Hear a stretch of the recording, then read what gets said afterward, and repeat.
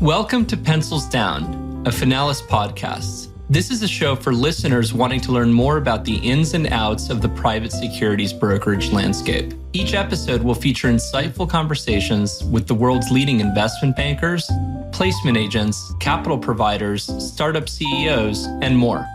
And with that, let's get into the show. Fed, it's my distinct pleasure and privilege to turn the tables on you, to have you as the interviewee for this episode of Pencils Down instead of as its host. To our podcast audience, my name is Lloyd Nebris, Communications Manager at Finalis, and I'm both thrilled and honored to host today's episode, in which we will continue exploring the Finalis story via the lens and perspective of its founder, our guest today, Federico Baradello. Welcome, Fed. Lloyd, thank you so much for having me today. It's a little unusual to be a guest on a podcast that I usually host, but really thrilled to be with you today. Wonderful. Part one of this story started in season 1 of the podcast, back in mid-2020, when Finalis' CTO, Guido Barosio, interviewed Fed in an episode titled My Journey into Entrepreneurship. It would turn out to be the last episode of that first season of Pencils Down. In this episode today, in this second season of the podcast, we'll cover 3 areas. First, a bit of a recap from the interview you had with Guido, revisiting a couple of points you both discussed, that kind of call up for a follow-up 2 years later. Second, we'll talk about how far Finalis has come since, what the company has accomplished, and how. And finally, I'm sure our listeners would like to hear from you about what you see of Finalis' future. 1, 2, maybe 5 or more years down the road. So let's get started. Excited to dive in. You characterized the world of 2020 in that conversation with Guido as, quote, one of chaotic multipolarity, unquote. With Finalis starting up in tandem with that black swan crisis of the COVID-19 pandemic. Do you see any of the chaos, much of it still resonating to the present, with, not to mention, new crises, such as Russia's invasion of Ukraine earlier this year, resolving into some sort of picture with which we can make some sense of in these waning months of 2022?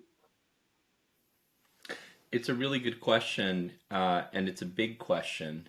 So let me try to tackle it in a few parts.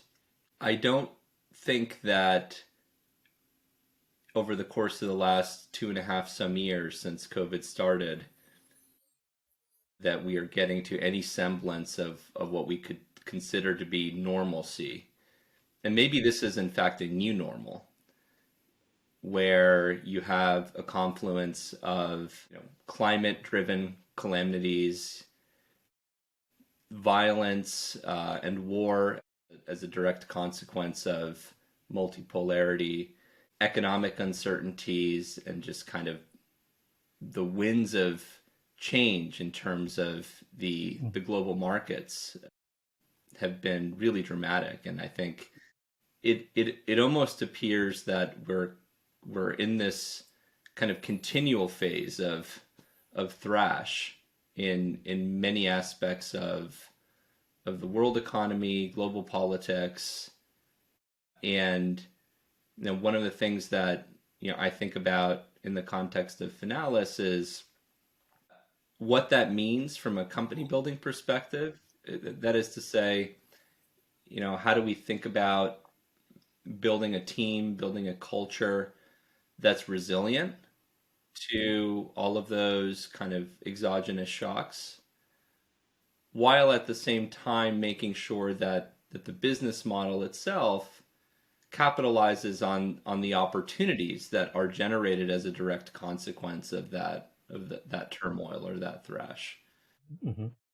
You're probably familiar with the notion that I believe it's what is it? The Chinese word of crisis. Yes, also indeed. means opportunity. And in many ways, this period of time over the last 2.5 years since COVID has set in, as calamitous as it has been, my family was affected by it deeply. I'm sure yours was, and I'm sure many finalists and many people listening have been deeply affected by it. it also created opportunities for a young startup like Finalis to grow. Mm-hmm. And so I think sometimes I feel conflicted, frankly, Mm-hmm. in the sense that this difficult period has also created in many ways a set of opportunities that we've been in a position to take advantage of. I remember the interview you had with Daniela Messina, in which you spoke of particularly this, to have found an opportunity when she started her own startup, at the very beginning of COVID as well, that somehow it did give her a kind of opening that may not have been there were these crises actually not happening, which is really interesting. I think that's shared by a number of our other clients. I think. I think so too.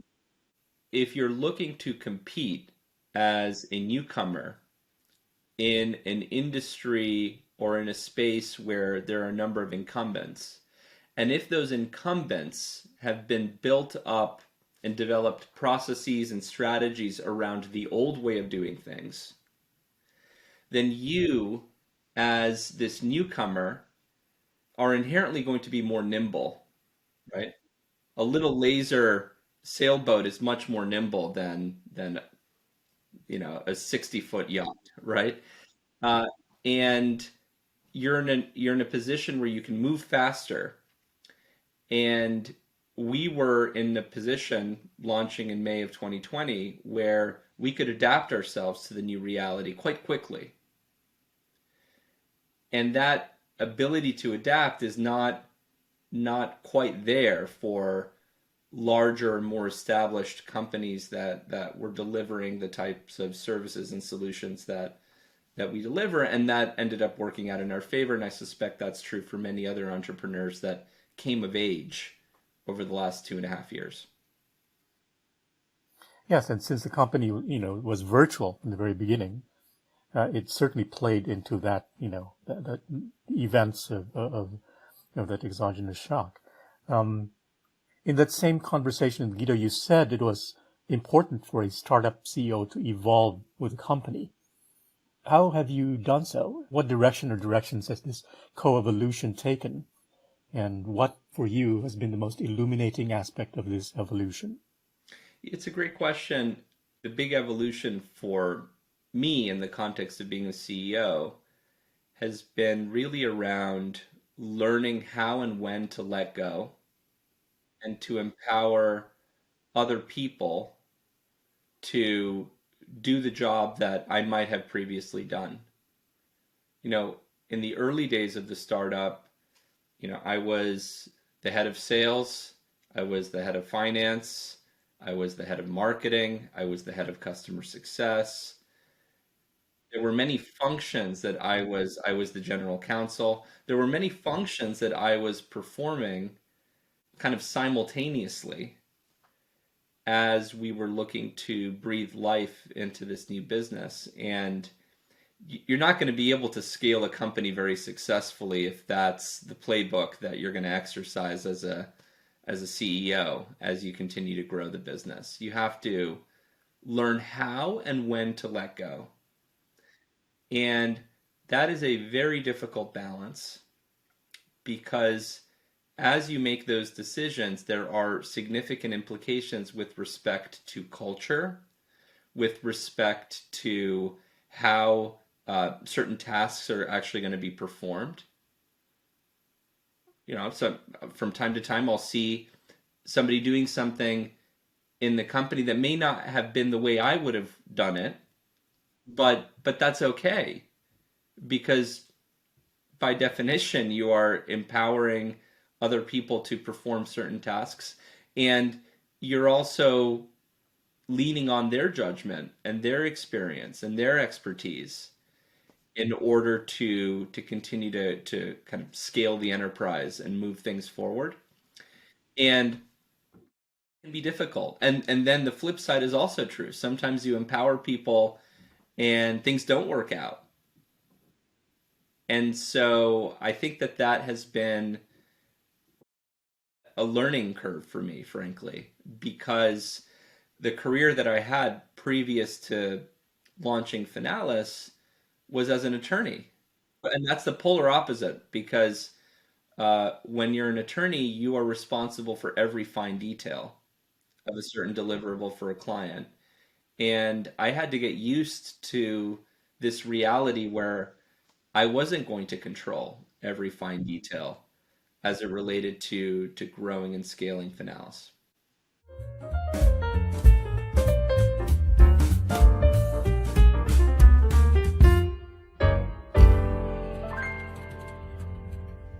Yeah, I know you like to say you're a, quote, recovering lawyer, unquote, who 5 years ago now dove headfirst into the startup world to build this regtech company from scratch, really, driven by the idea that, as you said, private market deal making is broken. And so from that very nervy beginning, if I have to say, you launched your startup, and not to belabor this, but it is really extraordinary, concurrent with the catastrophic crisis of a full-blown global pandemic, the likes of which humanity has not seen in over a century. What has it been like for you as a startup founder building this business? What expectations did you have in the beginning of the journey? And what has surprised you the most about the experience this far? I think the first thing that I can say is that I'm not the type of person that tends to look backwards or look down, depending on how I might be flying at a certain altitude, but I have a fear of heights myself, and I don't like to look down. And so I think that if I had the kind of the wherewithal or the sense of perspective of looking down or looking backwards, I might have felt a little bit more daunted especially in the early days of growing Finalis when we were signing up our first customers than I ultimately felt, because at the time, and it continues to be my modus operandi today, I tend to just look forward and I never look down or backwards. And I think that helps, frankly, because in the early days, and we're still in the early days to be clear, but in the hyper early days, it was absolutely crazy what we were embarking on. Mm-hmm. I think yeah. I think there's a story here that will eventually be told, I think. Which was to build, the first truly category creating investment banking back office as a service platform in an industry that hasn't really seen change in this domain for a very long time. And frankly, to sell that solution set into an industry that isn't known for picking up, for being an early adopter in new technology. And so it was incredibly audacious. But we just continued to look forward. We never looked backwards or down as we embarked on growing the business. And one client led to 5 clients, led to 20 clients, led to 50 clients, led to now over 150 clients today. And it's that same relentless drive and focus on just moving forward and continuing to more fully manifest the vision that we've set out for ourselves. You mentioned earlier about in passing about the culture of the company. So I have a question here about the team part, the people of Finalis, so your gathering of the team. And I know this might sound self-serving for me to say, but I've been with Finalis for almost a year now, and I do think you have quite an knack for finding the right people to do the right job and to have the right mix of people from the leadership circles right on down to each team member in all of Finalis' functional areas, which, as you say, has really grown from about, when I arrived in Finalis, it was about 35 team members, or 40 in the fall of 2021, to now, less than a year later, almost 100 in mid-2022. I would hazard a guess that it's not a skill you gained as an M&A lawyer at Kirkland & Ellis, which skill, not incidentally, you continue to demonstrate to the very present with Finalis' recent hiring of world-class heads of product, engineering, global markets, and growth. Pretty major hires. So where or how did you learn to do this? How to successfully wield this organizational and human talent skill in the crafting of a demonstrably well-functioning organization? The CEO's number one job is to, after raising capital, is to build a team. And I remember in the earliest days of the company thinking that before we had a product, before we had any capital, that my first foray into sales, leaving the law firm, was actually my capability or my capacity to sell the vision to other people and to have other people decide for themselves that they were going to make Finalis or building the company a core chapter of their lives and their careers. And that's a really significant thing if you think about it. If you think about it, what's, the average life expectancy today and the average length of a career, and you think about how precious that real estate is. The projects, the initiatives that take up your time from 9 a.m. to 6 p.m. on a daily basis.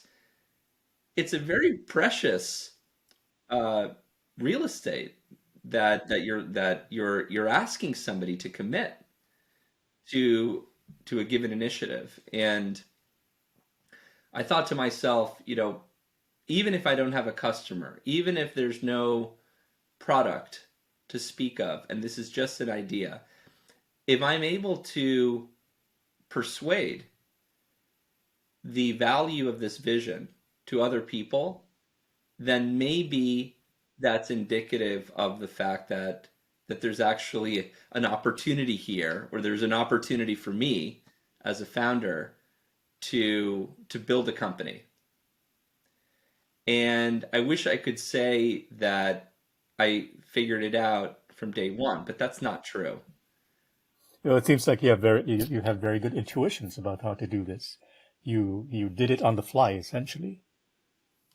Well, it was completely on the fly, and I think as a company we were, I think a lot of people don't fully appreciate the fact that I quit Kirkland and Ellis to start Finalis on August the 15th, 2017. Finalis, as it is currently known, launched into market in April, May of 2022 of 2020. And so you ask yourself, what happened in that intervening period? And in that intervening period, it was a growing process, a learning process, cycling through different strategies, and working with a variety of people. The whole bootstrapping story, really. Exactly. And I think oftentimes, and I think this is especially an important message for anybody thinking about entrepreneurship, the stories of companies are told in a very glossy way, where it would be very easy for me to say, oh, the Finalis story started in May of 2020. But that's not true. And that's not true for the vast majority of startups. The truth is far messier typically.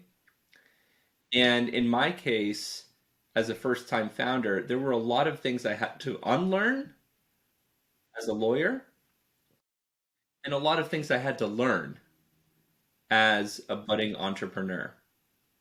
And to me, it was the best education in business, and it's been the best education in business that I could have ever imagined, this transition process. I would say it was the burning fire, this vision you had for this project, for this startup, that actually led you clearly from point to point along this sort of bootstrapping process over, several years before startup even.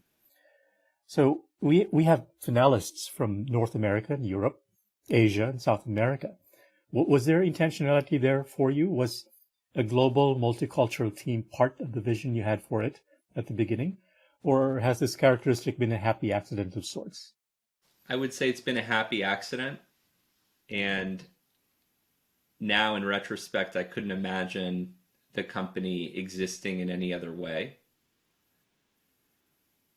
In the earliest days of the company, or around the time, let's just go back to the summer of 2017, I was singularly focused on building a company here in the San Francisco Bay Area with everybody located in the San Francisco Bay Area.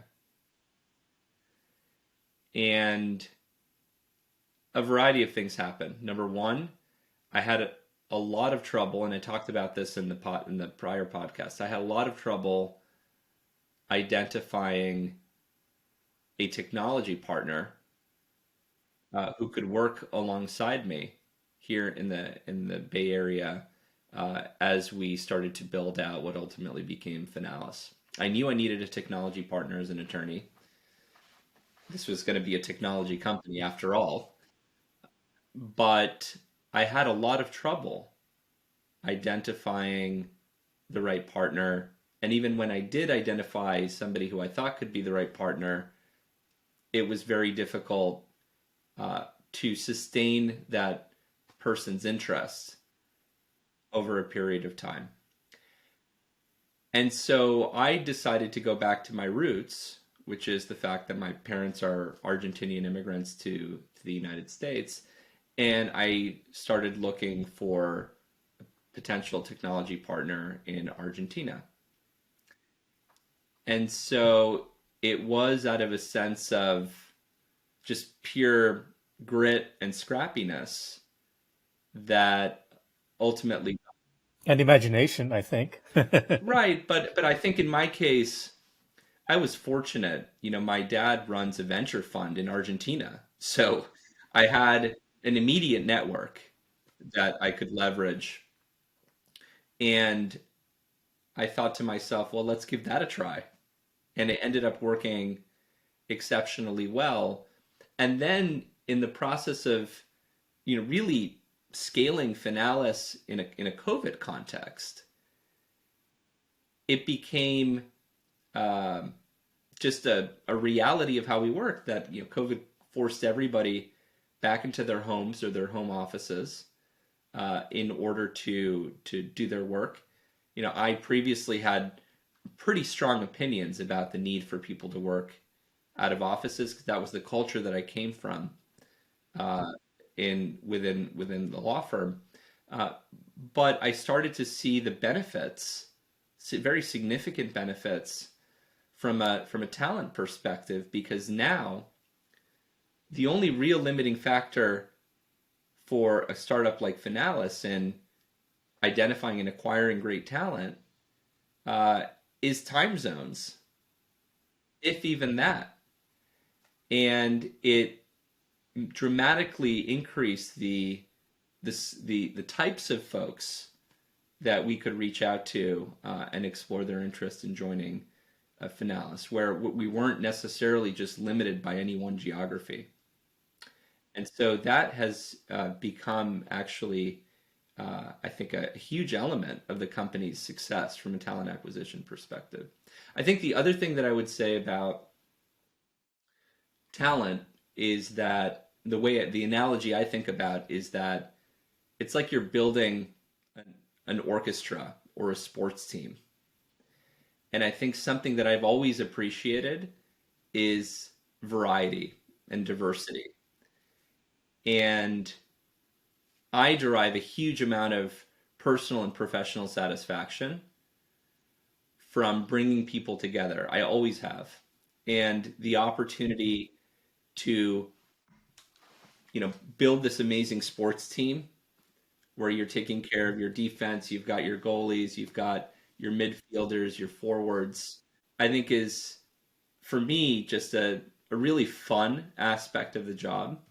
And something I deeply enjoy because I enjoy the opportunity to learn from specialists and experts in their respective fields.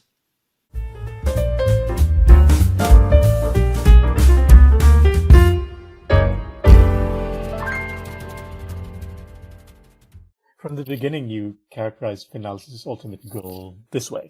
Finalis aims to become the prominent software solution for the long tail of investment banks.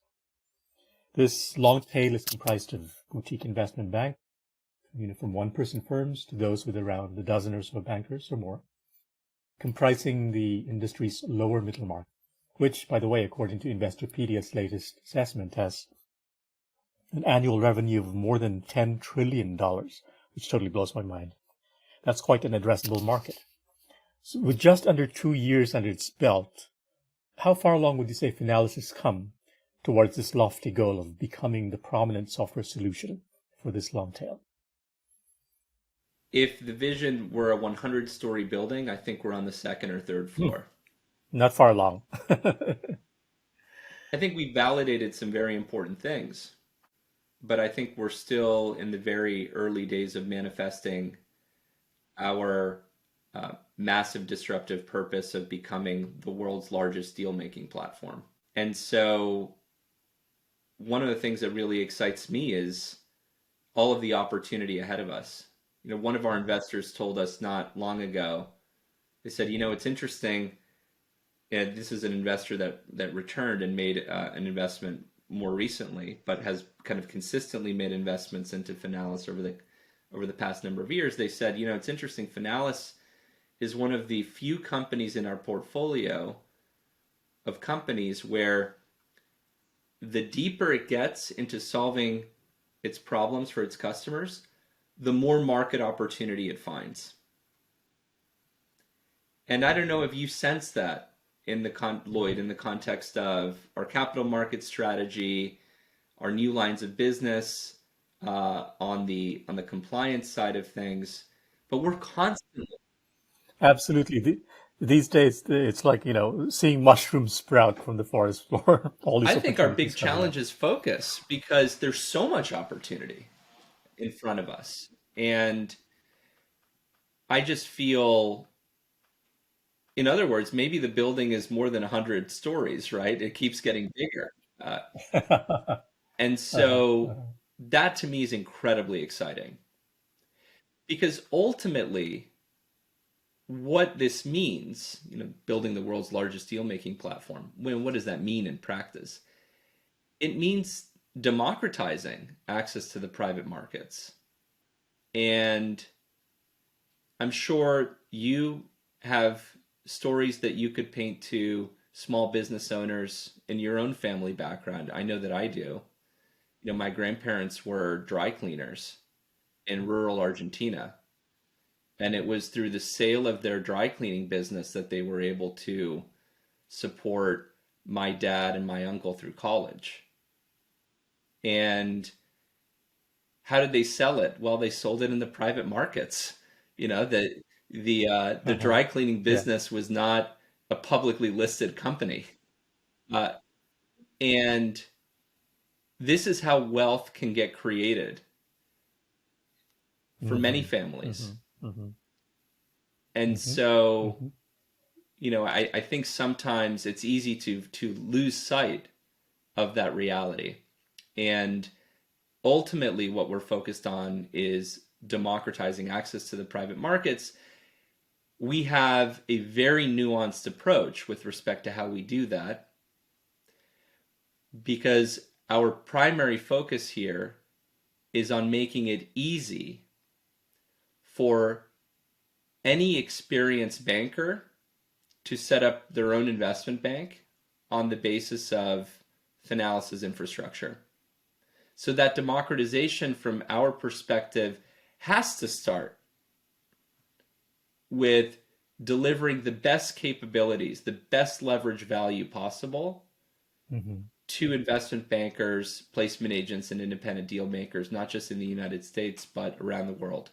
And we believe strongly that democratization journey has to start by empowering the broker with the best tooling available, so that anybody can have the type of leverage value that they may have otherwise only previously enjoyed at a place like Goldman Sachs.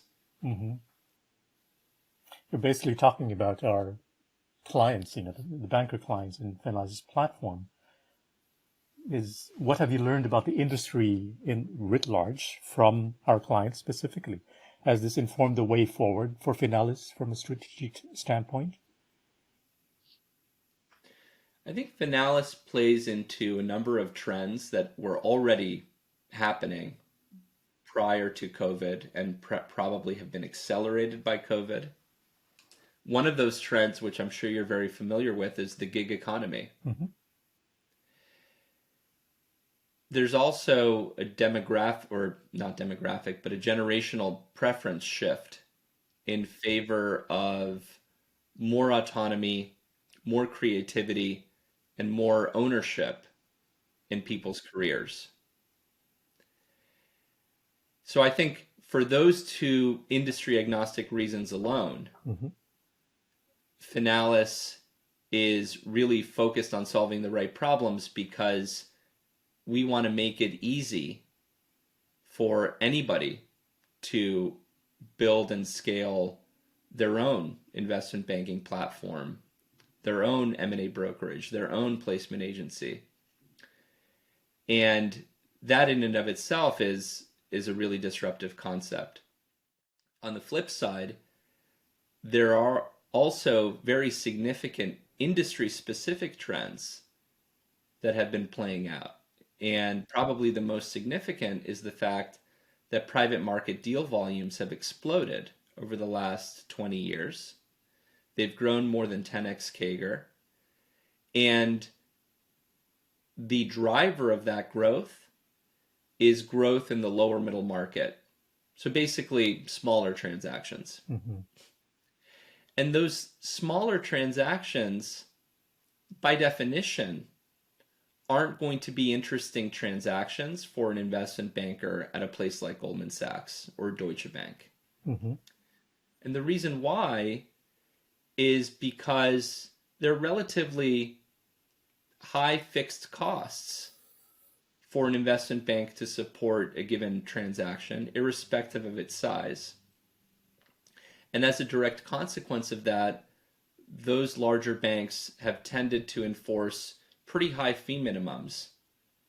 I think they're sitting at around $5 million fee minimums today within many bulge bracket banks and large boutiques. Mm-hmm. And that's a pretty high fee minimum when you consider the fact that many of our investment bankers would be absolutely thrilled with a $4 million success fee. Uh-huh. And so, we've been observing that trend, and that trend is creating a tidal wave of small and medium-sized investment banks, placement agencies, and independent deal makers that are capitalizing on the growth that we're seeing in the lower middle market. I know you talked to us, Finalis, about this as unbundling the Goldman Sachs stack. What does it mean in practice? Well, we start with the most critical thing that an investment banker has to have, which is regulatory affiliations and compliance. Mm-hmm. Because in the United States and in many OECD countries, at least, it's not sufficient for a banker to be credentialed, licensed, or experienced. They need to connect that license, that experience, those credentials with an entity that is in and of itself regulated Mm-hmm. by the given securities regulator of that country, which is also the bulwark facing the regulator on behalf of the individual investment banker. Mm-hmm. And that is the kind of absolute requirement for any investment bank to be able to legally and compliantly operate in precisely the countries where they need to be able to operate, because those are the countries where the private markets are the most developed today. And so we start with that. We start with regulatory and compliance. And what we tell investment bankers who are coming from large, more established investment banks or bulge brackets is, we turn the model on its head. So if today an investment banker might be, let's say that a very successful investment banker is generating double-digit millions of dollars a year in revenue for a given bank. That bank will likely take about 90% of that production, Mm-hmm. and the total compensation package for that banker might be sitting at around 10%. Mm-hmm. What we do is we reverse the model and we say, listen, we will provide, Finalis will provide very competitive fee splits so that you have the opportunity to bring home the lion's share of your annual production. We'll do it with nimble and lightweight cloud-based tooling so that you can work on your business from the cloud effectively. But you have to do the rest, right? You have to source the company, you have to make sure that you're taking care of your talent or sourcing your own talent. You have to find the investor or the acquirer for the given opportunity. You're basically talking about, the nuts and bolts of this democratizing aspect, bringing this capability of a manager in a bulge bracket bank down to boutique banks and individuals. It's pretty amazing. Exactly right. And so I think the opportunity for us when I talk about that 100-story building is the opportunity to deliver even more leverage value to investment banks. And so we talk about deal origination solutions, deal execution solutions, deal distribution solutions. And those are all elements of the value proposition that an investment banker at a place like Goldman Sachs might be able to enjoy.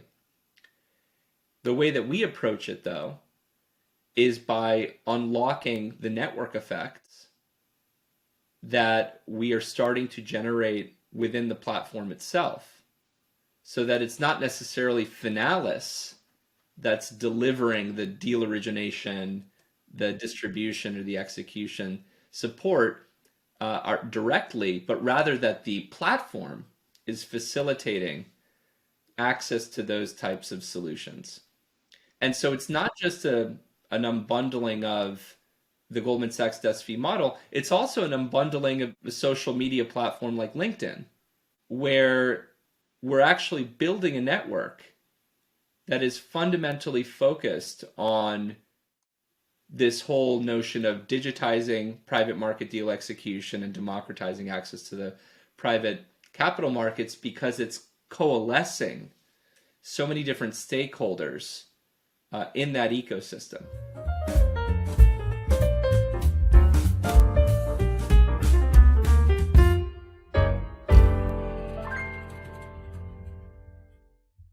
This is a perfect segue, actually, to the last part of our conversation today, which is about Finalis moving forward in the future. So I think we'd love to hear you talk about what you see coming down the pike in the next couple of years, maybe even beyond. Not that I expect you to have a crystal ball into which you can gaze and prognosticate about the future perfectly, or even approximately, but given where you and the team have taken the company at this point, I think it's fair to say that you can foretell with a reasonable degree of confidence that there are things up ahead that you can see and anticipate. So 2 years ago, you declared that private market steelmaking is broken. This summer, after a successful $10 million seed investment raise, you declared in a new post, with brass and gumption equal to that original blog post, quote, "We're fixing it," unquote. How is this repair project, as it were, coming along? How is tech-enabled, cloud-based compliance as a service gaining traction in the space?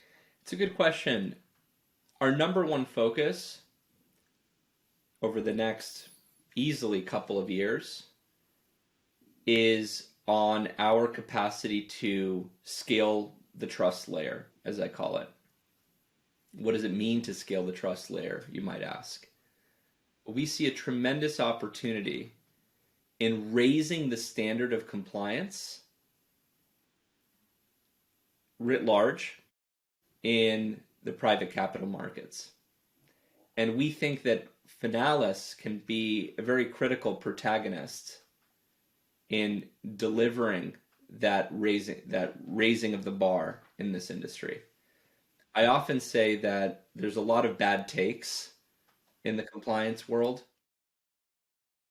We're living in a time where regulatory guidance is ever evolving. It requires a lot of judgment, and oftentimes there's just a lot of bad advice, bad guidance, poor supervision in this segment of the market. We think that there's a tremendous opportunity to scale the trust layer for small and medium-sized investment banks, placement agencies, and independent deal makers, not just here in the United States, but globally. And the way that you do that is through technology. The way that you do that is by digitizing these workflows and providing, with some business logic, real guidance to compliance officers that work at Finalis and are distributed across the country and eventually globally to make high quality decisions on the basis of complete information. And as far as I'm aware, we're the only ones that are really focused on delivering that, because we recognize that as a regulated platform, we're never going to be able to put compliance fully on autopilot, nor is that our aspiration. Our aspiration is to have well-informed compliance officers making high-quality decisions at the speed of our investment bankers' businesses. And so that's Act 1 of our journey, is really obsessively focused on scaling that trust layer. Act 2 of our journey, which in tandem with scaling the trust layer, we are already developing really exciting proof points around, is this capital market strategy. Capital markets at Finalis is not the creation of an investment bank. We don't pretend to ever create an investment bank within Finalis. What we're focused on is on what I think of as meta investment banking support for the investment banks on the Finalis platform. And we have just staffed up a pretty stellar capital markets team to develop and execute on a strategy that's going to be focused on this unbundling of the Goldman Sachs stack that we discussed earlier, where through the platform, or the Finalis platform, enables investment banks, placement agencies, independent deal makers to source new deals, to execute on those deals, and to distribute those deal opportunities. And so that's an incredibly exciting aspect of the strategy that we believe is a direct consequence, or really enabled by, our ability to successfully scale that trust layer. And with those two initiatives, Lloyd, I think we're going to be very busy for the next 5+ years.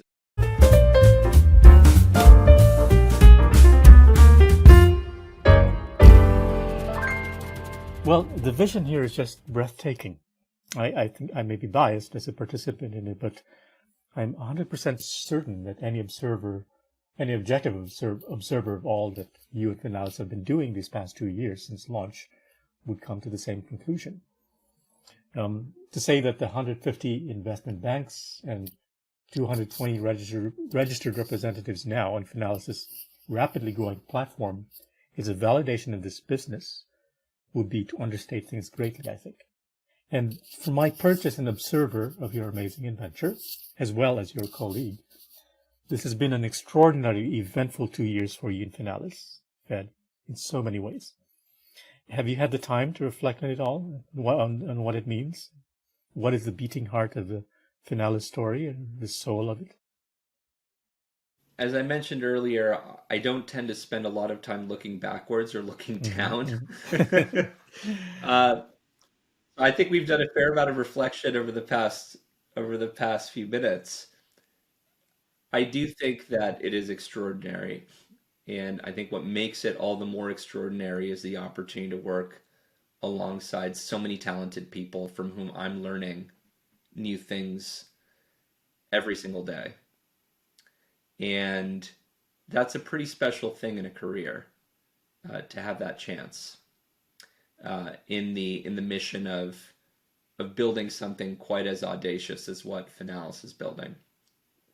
And so to me, that's what gets me jumping out of bed in the morning, is the opportunity to build, create, and deliver value to our clients, alongside such a talented group of professionals.